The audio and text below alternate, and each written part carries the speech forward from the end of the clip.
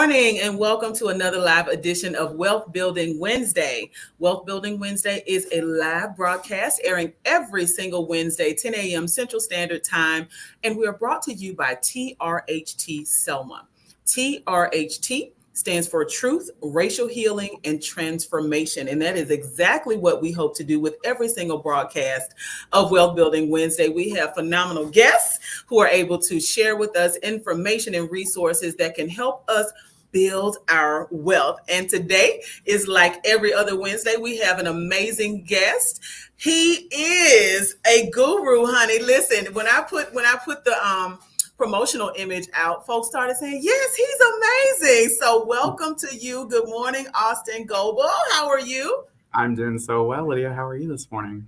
I am doing great, and I am super excited to have you here on the show this morning. And for those of you all to whom Austin is an unfamiliar face, he is an amazing asset in our state. He actually serves as the director for the Reach Women's Business Center. And so as we dive off into this episode, we're going to spend a great 30 minutes talking about Reach, the things that you all are currently doing, and great resources that you all are bringing to the historic city of Selma, Alabama. So now, Austin, how are you actually doing? Let me just check in with you first, because it's important to ask people. We pass people all the time and say, how are you doing? It's like, oh, good is a standard answer. But how are you doing? I mean, honestly, great. We have submitted some great proposals in the past few weeks. We did a great workshop last. We've got some great workshops coming up this week. We have a long weekend coming up, so definitely just lots of good things to look forward to, and lots behind us too. Absolutely. And listen, you said the long weekend, which is a beautiful thing, honey. It's great to be on that Wednesday because that's the pre-Friday. It's Friday Eve. Yes, Friday Eve. So, what is the Reach Women's Business Center and where is it located? Sure. So the Reach Women's Business Center is a project of the Catalyst Center for Business and Entrepreneurship. The Catalyst started 20 years ago, or a little over 20 years ago, actually, in Huntsville, Alabama. And they started with the Women's Business Center of North Alabama. And that is a SBA partially funded project. So the Small Business Administration administers Women's Business Center grants, and those are designated to communities to support women entrepreneurs and small business owners. And in 2021, the Catalyst decided that it was time to expand the work that they were doing. And so they applied for another Women's Business Center grant and got it, hired me, and I came on, and we opened the Reach Women's Business Center. We are located in Clanton, Alabama, serving Central and South Alabama female entrepreneurs and small business owners. So while we have an office in Clanton, we also have a satellite office currently in Montgomery, and we're working all over the place. Yes, you are, because if folks are new again to the Reach Women's Business Center, it actually should sound familiar, because if you watch WSFA, I know that they've been doing a lot of announcements about an upcoming event that you all are doing in Wetumpka. And so you all are all over the place helping women-owned businesses to not just survive, but to thrive. So now, what kind of services do you all actually offer?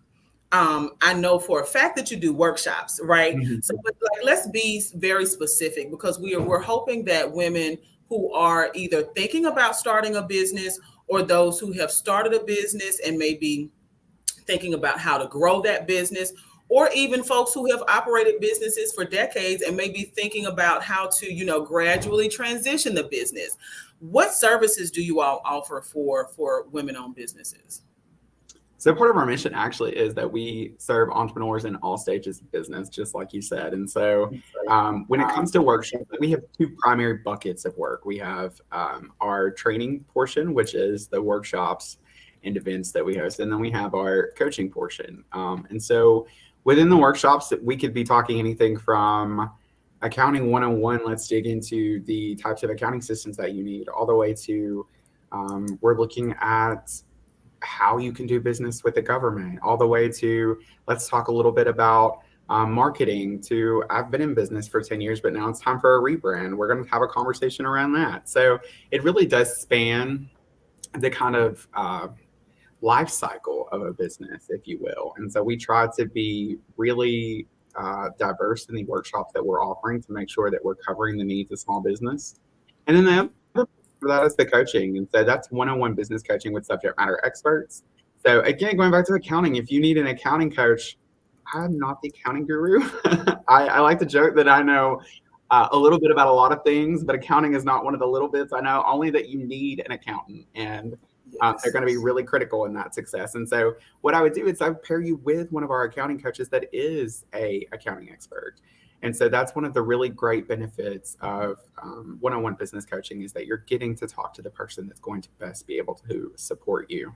And then we also do group coaching. So you might have an opportunity to sit in a space with other entrepreneurs, and they're going to ask some of the same questions that you have, but they also might be able to lend some insight. And you might learn some new things. They may ask questions you never thought of, but that would be beneficial to you. So that's one of the great things about group coaching. And then we have other events. We have our Strong Coffee, Strong Women events, where a woman gets to share her espresso-monial about, Love it. I love it. yeah, it's great. And so it's one of the most impactful events, I think, because women are powerful storytellers, and there's always a story there. There's always a really amazing story. There's always a kind of origin point, and there's always kind of these are the lessons we learned. I mean, I've never not walked out of one of those thinking, that was amazing, and I have this nugget of wisdom that has taken root since then. So that's just a little bit about what we do. It kind of varies, though. Our approach is always, let's go into a community, let's make friends in that community, and let's talk about what are the gaps that community sees and they need support in. And so it could be different from one city, one town, one county to the other, depending on what the needs of that area is. And that is absolutely so true. I love the idea of not just having the one-on-one coaching that you all provide, but having that small group, like you said, because folks may have a question, like never even thought about it, right? But now you have someone who is a peer asking this question, and then the peer-to-peer connection, right, begins to happen. So you're creating this strong network of women, and then women who show up at Strong Women, Strong Coffee. Exactly. And I love the idea of having the testimonies, right? The expressions of stories. A part of why people visit the Deep South in general is because of the stories, right? The stories that we have to offer. And what better way for women to learn from each other about entrepreneurship and business ownership than to engage in storytelling. So this is an amazing opportunity for women in our community. And so I want to ask you, though, because I know there are folks who are watching this like, he is over the Women's Business Center and he is a man. So how does that work? I know now you have your own set of expertise, like, and your personality like truly shines through. You're passionate about the work. And so I wanted to just kind of pick your brain a little bit and wondered if you would share with us how you as a man have been able to impact business women business owners, and what's your general feel around it? So it's funny, that was actually, I think, an interview question when I first interviewed for this role. Okay. So but I would say, my answer then is even different than now, because what I've learned is that as a man in this role, I get the wonderful opportunity to come in and say, I don't know what it's like to be a woman, right? I don't know what it's like to be a woman in the landscape. I don't know what it's like to be a woman who wants to be an entrepreneur, who is an entrepreneur in the different, but what I have the ability to do in that space is I don't have any preconceived notions. So I can sit down and I can listen. And that's what I try to do. I don't make decisions thinking, oh, I know exactly what female entrepreneurs need. I need to talk to female entrepreneurs. I need to talk to those that have been successful and they've got a proven track, just like those women that are doing that storytelling. Just as much as I need to talk to the woman that's thinking about starting a business, but I need to learn what her barriers are and how we worked to try to, again, bridge those gaps, to overcome some of those obstacles, or is there an opportunity to do so? And so I think that's been my approach to this whole thing is just I'm gonna listen first, and then we're gonna create kind of some task and some strategies to overcome whatever we're dealing with at that point.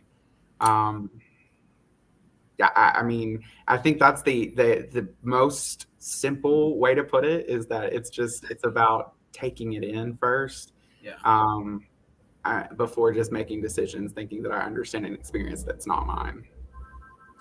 I am so excited to hear you use that L word of listen. Mhm. Listening is a skill. Active listening is an actual skill that I think that many conflicts, right, could be avoided if we actually practice active listening, right? And so when you're listening to someone, because it's easy to say, okay, I hear you, right? But still, though, right?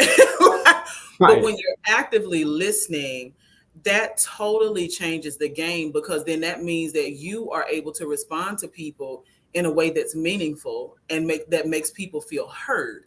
And when people feel heard, folks, that ignites that power within to say, you know what, I got this.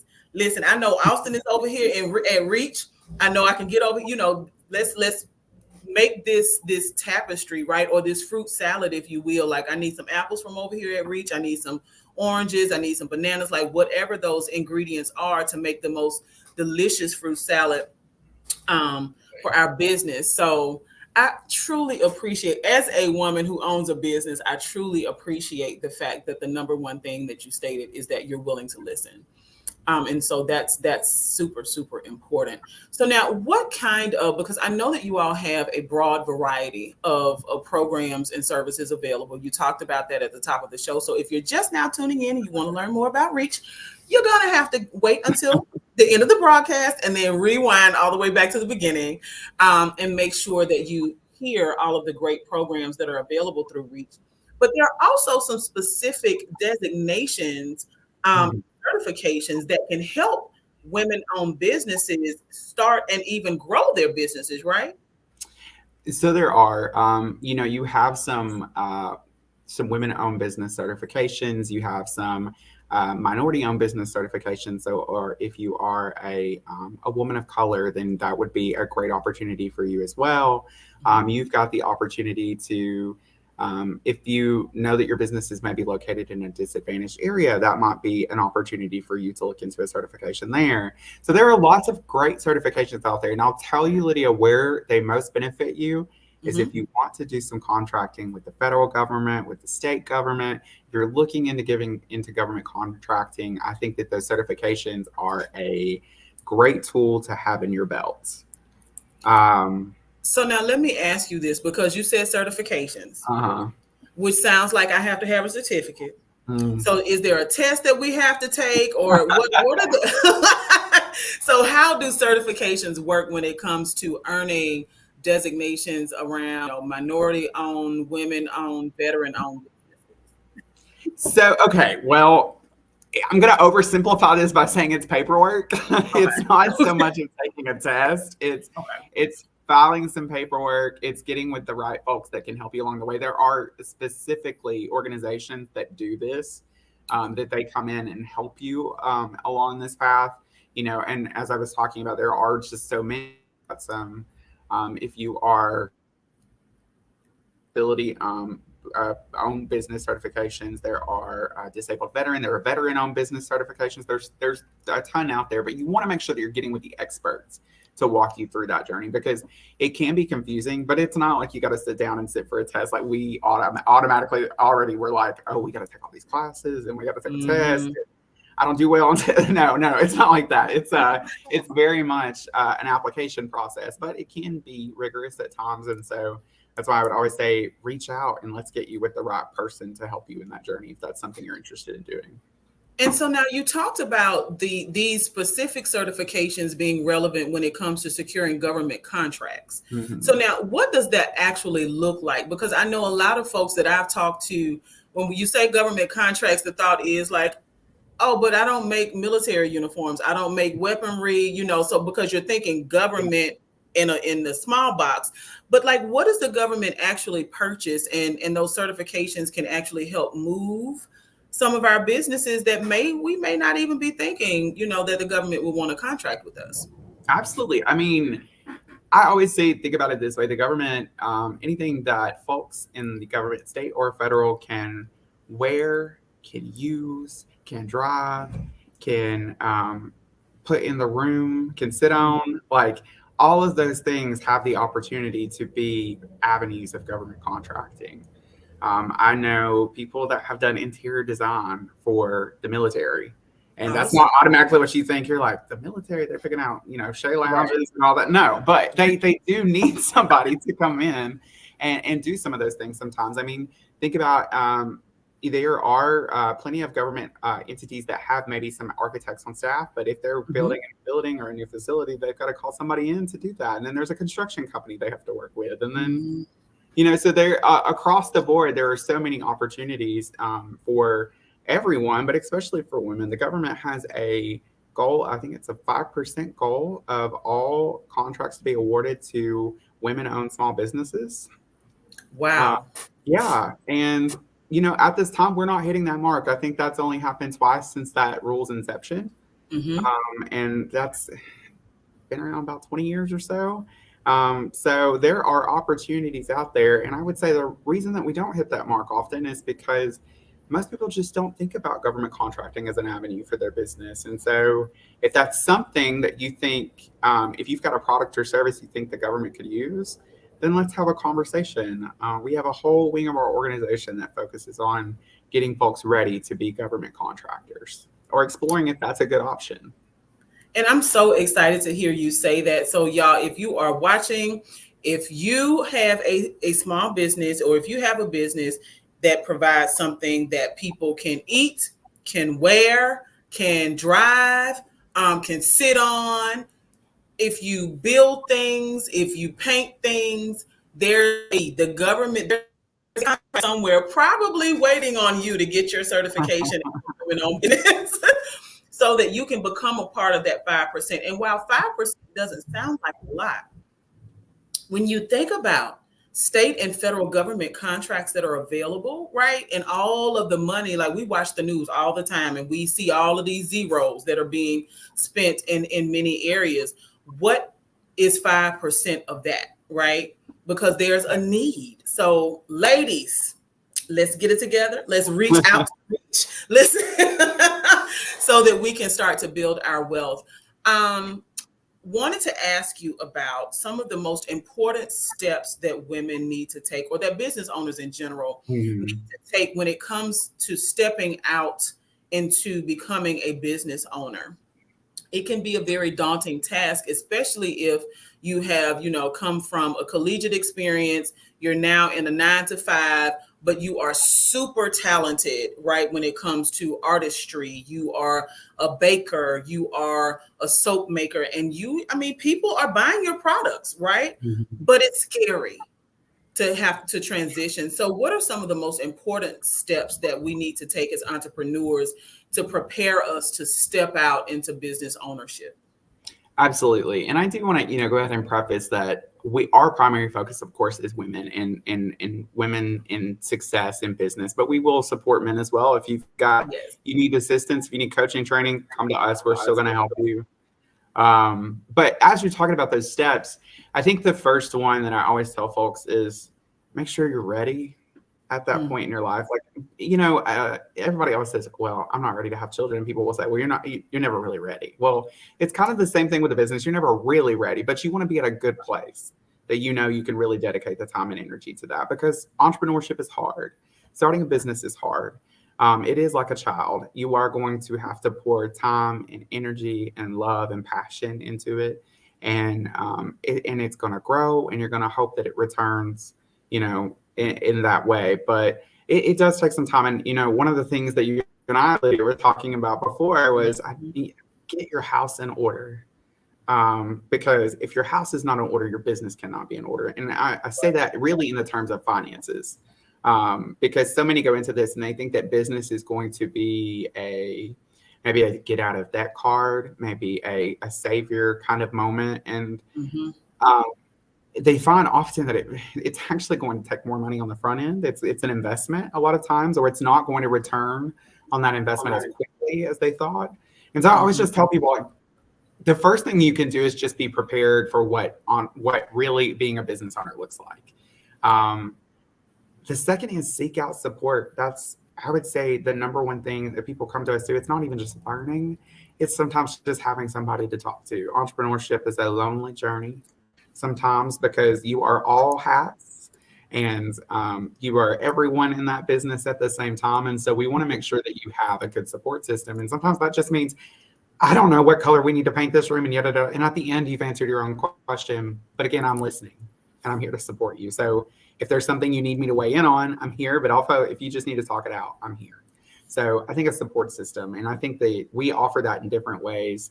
It's not just training, it's not just coaching, but it's also that networking aspect that you were talking about.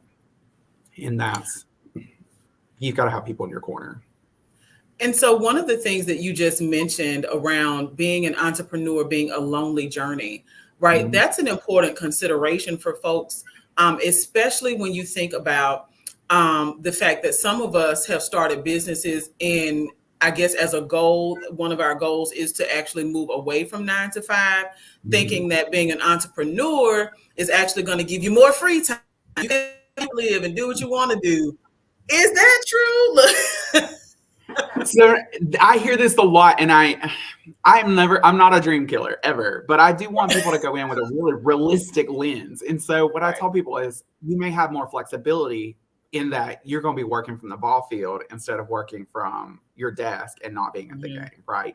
Like, you're still going to have work to do, and maybe sometimes more work to do than you would have had in your 9 to 5. However, there is an aspect of that you may be able to take on the road, depending on what kind of business that you have. You may be able to pick that up and go, and you may be able to eventually, your goal may be to hire employees. And so you don't have to be in that business all the time, but you're there to support and manage on the back end. And so there are some trade-offs that happen there, and there is some flexibility to be found. But I do think people often think, oh, I can just give this 10 hours a week. And that's typically not the case when you're first starting out. And so even in saying that, that it's typically not the case, especially when you're starting out. I've also heard people who are looking into starting their own small business say, well, I just don't want anybody to be telling me what to do anymore. And so is there a cautionary tale that you may have related to that? I get it. We all, I think if you're an entrepreneur of any kind, you've got a strong personality. You have got a skill that you're really good at. You've got something that you're really good at, or you have a really powerful drive to make things happen. And so I totally get it. I do think that in that same tale, recognize that people are sometimes not trying to tell you what to do when you're an entrepreneur as much as they're trying to advise you.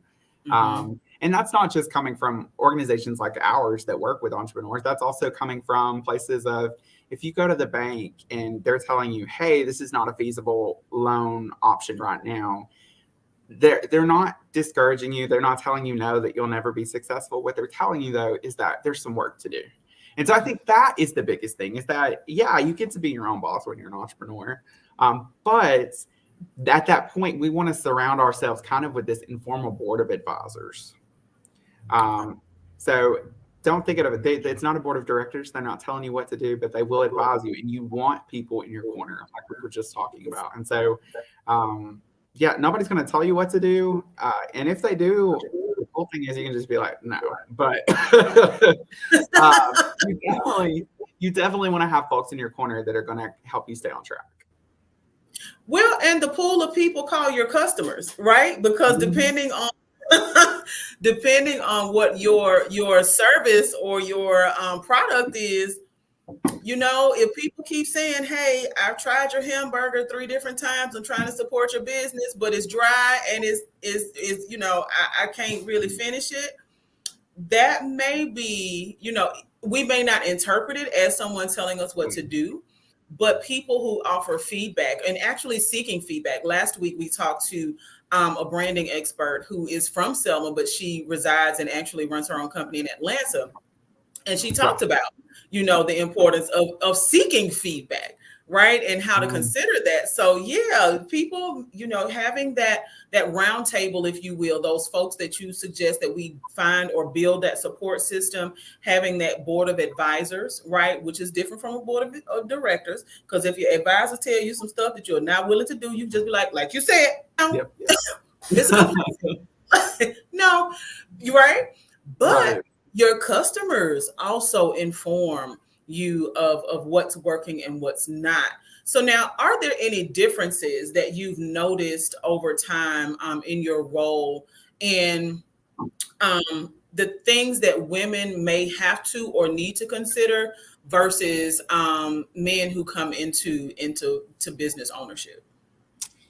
I think I think one of the first things that I found that was really interesting, and there's actually some research to support this, is just that the reason that women's business centers exist is because there has been this lack of nurturing female entrepreneurship in the past, right? And so it's not that maybe that there are things that, I mean, there are definitely some gaps and stuff, but I think the biggest one is just having a place that is dedicated for you, a space that is dedicated for you to ensure that you're being successful and that you're going to be successful. And I think that is the key. It's just having again, a space where you can come and receive that training and receive that coaching and play out your ideas and create networks and opportunities.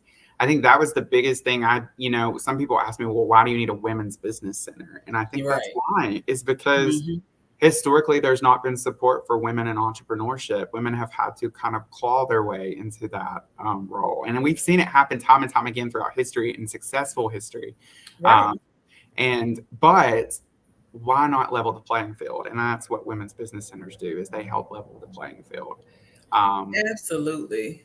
and I think And that's so I know. the Oh, greatest oh, one oh. there. No, and I was just going to say, I think that's probably the greatest one. But I think also it's just that um, every entrepreneur has passion, but every time I talk to a Mhm. woman, one of the greatest things I always hear is that she wants to do something impactful with her business. It's not that she wants to Yes. start a business; she wants to start a generator for the community in some way. And I think that that's also something to talk about, is that women are really coming into this invested in their community, in their families, and in their friends and the people around them. And so every time you're helping a woman-owned business, you're helping generate a community HubSpot, if you will, a community spark. And so I think that's something else that I've seen as a difference. And so I want to ask you, because you just spoke to um, that helping a woman owned business is actually creating or helping to generate sparks, right? Or Hmm. creating these hubs. And so when we think about the life cycle of a business, right? Hmm. Started, there's a middle, we're thriving, we're growing. Perhaps there's a time in business where we want to transition that business to the next generation. What are some things that you have seen happen? I know that prior to us going live, we were talking about the difference in the generations and how, folks who actually may be the generation that started the business, right? Or the generation that picked up the business from, ages ago, but nowadays, a lot of kids are like, "Wait a minute, mom, dad, I don't really want this." So what are some ways that we can start to think about, or how should we start to think about the legacy of our businesses? So this is actually interesting, because a lot of the conversations I've been having lately is about what happens when you're ready to step away, or what happens when you're getting to a point where you're like, I can't do this anymore, or I need somebody else to kind of take up the mantle. And so often what we see is that people start businesses as a retirement plan. But then how do you retire from your retirement plan? And Right. so there isn't a continuity plan there that happens. And so there are a few things that you could do, and again, that sometimes that is generationally, but it could be, is somebody in your family going to want to take over that business? If so, you probably need to look at how can we sell them that business instead of just handing it over. Because if you're retiring from your retirement plan, you're going to need some retirement money. And Right. you can't do that if you haven't also just remade something off of that investment. If you just go home from work, then where are you getting, where are you getting the money just to survive, just to, to thrive, all of those things. And so that's a conversation I have. Even if you want your child to inherit the business, is there a plan that makes it to where you're still supported when you need to be? Right. Also, there, like you said, and like we've talked about, there are plenty of instances now where children have moved away, or they're not in the local region, so they can't come and take over the family business. It doesn't always mean they don't want to. It's just mean that's not the feasible thing for them. Right. And at that point, it's time to talk about, where do I go to get a lot of people just close their doors. And that is something else. And if something happens to a family member, a lot of times that business just closes its doors. And really, you should be looking at, is there an opportunity to bring somebody in for a business valuation to see how much that business is worth?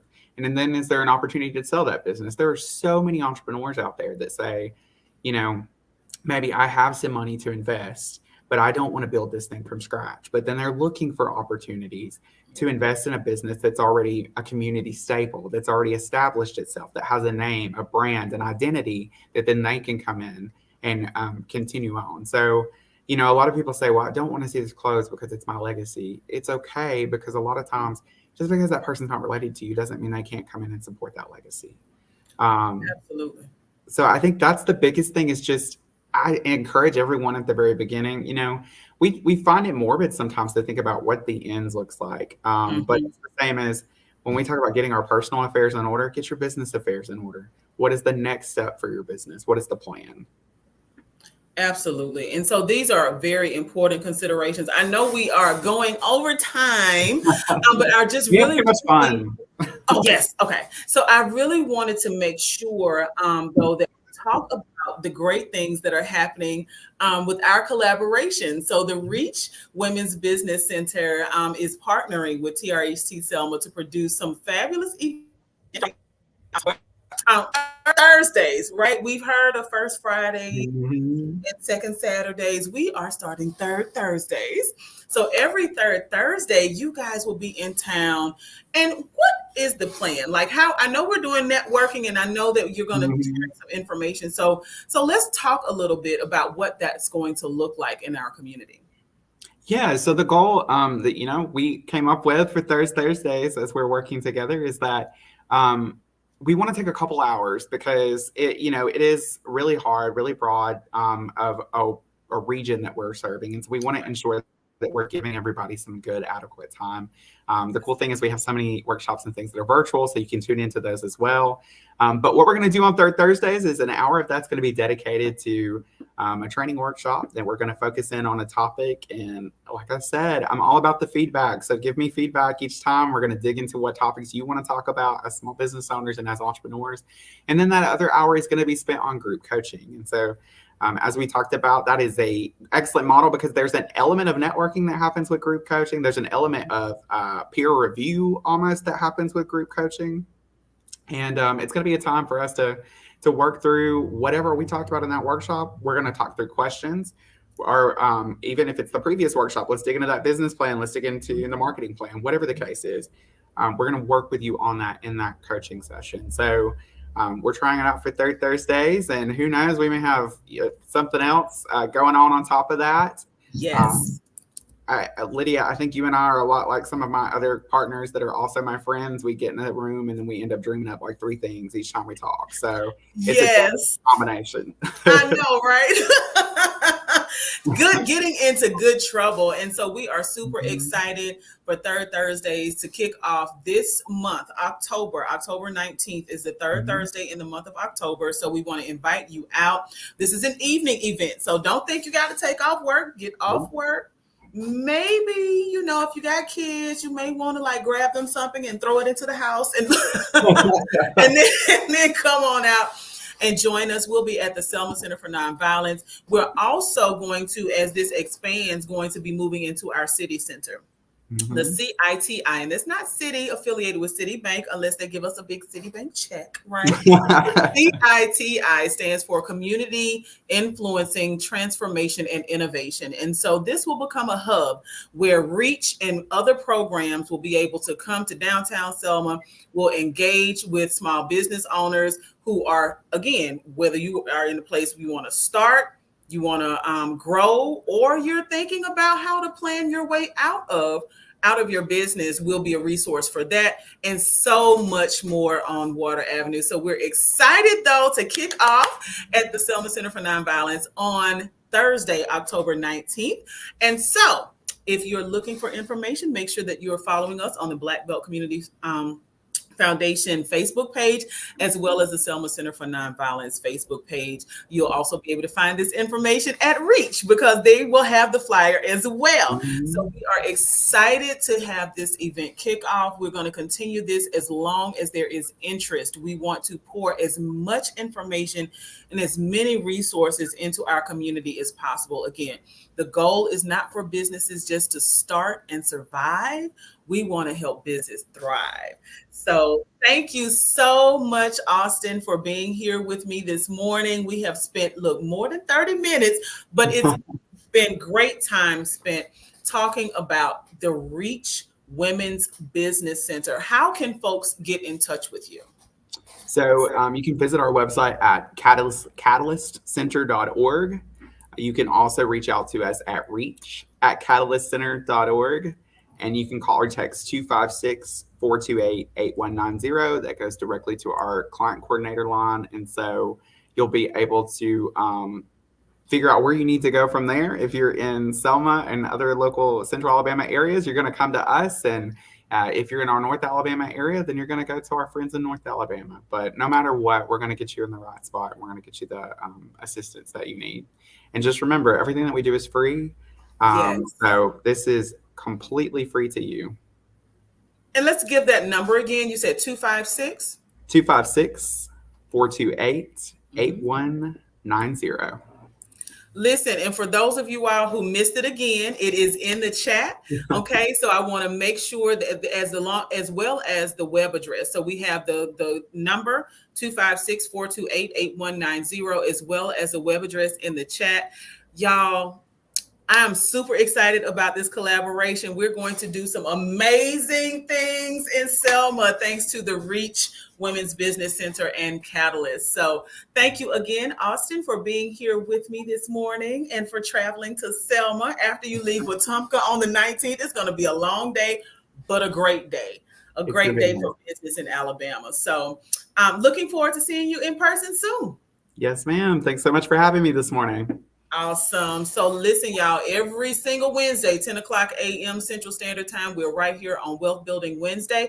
If you have missed our prior broadcasts, they are still available on the Black Belt Community Foundation Facebook page and YouTube channel, as well as with the Selma Center for Nonviolence on the YouTube channel and our Facebook page. So we are excited, again, every single Wednesday, giving you news, information, tools, strategies, people, connections. Look, we are making the connection for you every single Wednesday, 10 a.m.